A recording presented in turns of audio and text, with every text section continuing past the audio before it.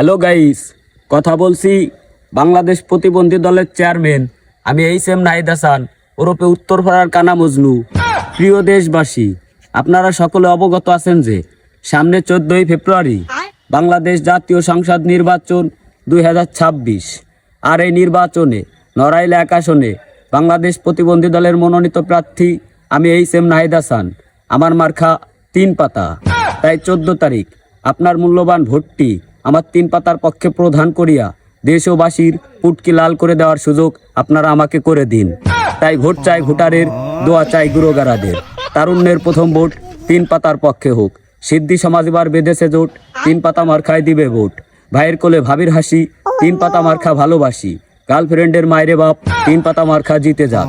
এক্সের বুকে মাঝে 3, 14 তারিখ 3 পাতা মার্কায় আপনারা সবাই মারুন সিল।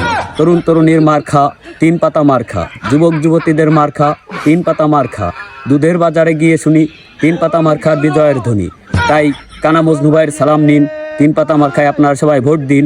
সারা রাত জ্বলবে, 3 পাতা জিতবে। জয় গুরু সালাম নিন, 3 পাতা মার্কায় ভোট দিন। বলে সুরোজা নিনে মুরোজা নিনে তোরা পর ওই বড় মেয়ের ঠেলাই বাসি নে।